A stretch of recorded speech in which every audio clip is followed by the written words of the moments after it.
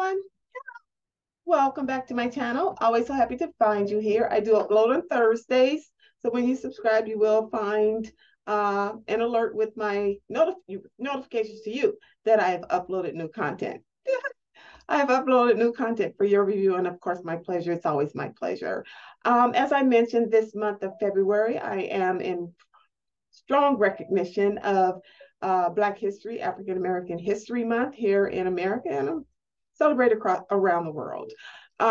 Today's calendar of mine, I am pulling from my desk calendar, so my Vanna White move right here. And today's calendar inscription for February 4th is Hit the Books. And having authored 4 books, which I'm proud to have as my backdrop accompany me for this video, I thought about myself in the sense that I have always been a reader. Even when, from the time I could, as much as I can recall all my life, I've always been the kid that wanted to sit down and read. Other kids would be playing and I'd be sitting down just reading. I always found interest in nonfiction. I didn't seem to have the interest or the prolonged interest in fiction where you have to use your imagination. I read those books, but where you had to use your imagination. And I was never the girl with the fairy tale, the soldier's gonna come from war and sweep you off. I've never been that girl that was in a fantasy. Things had to seem real to me. I was interested in biographies. I gave my first little show and tell during Black History on Harriet Tubman. I always, and this is why she's my hero to this day. I have even framed pictures of her here in my office. Books have always been an entry point for me into that person's life. And because I am genuinely interested in people, which is why I think I'm pretty darn good in human resources, the first word in human resources is human. But having said that, all of the books that I enjoy reading are truth-based, are nonfiction, teach you something, are self-development.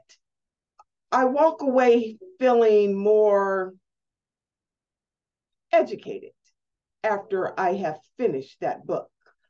My study group, Pan-African Study Group, we just finished this wonderful book called 1619 Project. Absolutely great.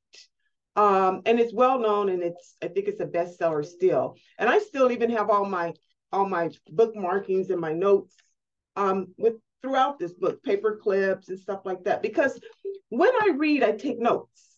I highlight. I don't have a single book that I haven't highlighted because I'm on a learning journey through the book. So having said that, when I turned the calendar and said hit the books, I didn't even have to think, and this is probably going to be a one recording take because it's natural for me to be dipped into a book, to sit down quietly and read a book. It was hard to be punished because what you gonna do? Send her to a room and make her read a book? Make her all of that. So books have always resonated with me, and I never ever had the intention of writing one. Authorship was not within me. Authorship became a persistent push of mine because I'm a natural reader. I'm a natural writer. I have written many term papers. I should charge people. Yeah, this is gonna cost you this. It's gonna I would charge you. You ain't getting this for free. But I never thought to write books. I began to write books to help, from my perspective, to help people settle down a little in the workplace. I saw the same similarity, and that what people didn't like about their job had nothing to do with what they were doing, but had to do with who they were reporting to or who they were working with. Or they're feeling shunned for a promotion that they very well should have gotten. My books help us with how we treat others. at least the intention is to help us how we treat others. You meant to treat that person that way. Every one of my books are motivational, are inspirational, are so easy anybody could do it. They're written in very plain talk, just the way I talk right now. I could write that. But the journey to publishing, the journey to becoming a published author was never an intention. It came upon me. It fell upon me. And I'm a type of person that if it comes to me, I feel like there's a reason it comes to me. I don't feel that any of my life is to be wasted for whatever it's worth. Whoever can see this, whomever I have planted myself around or who came into my, I feel like there's a purpose for everything. Now, I'm not a deep thinker in that regard, but I'm open. I've always been open to hear. I've always been open to try things.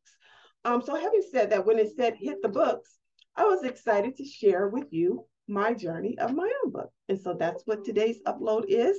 And I will share with you that this one is about the first Pulitzer Prize in journalism came to a Black person who in 1994. So why it take so long?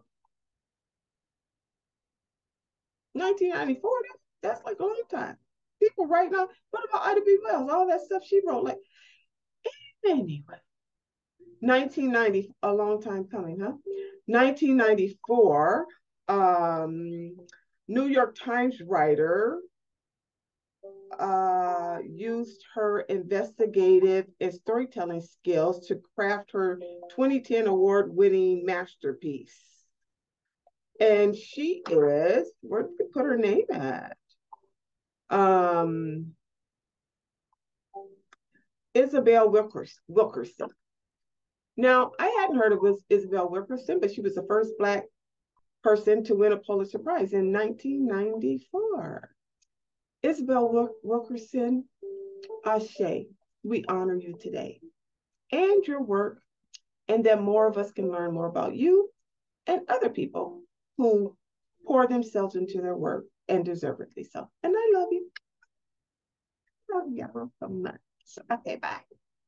Oh, my godbrother told me to stop saying okay, bye, but okay, bye.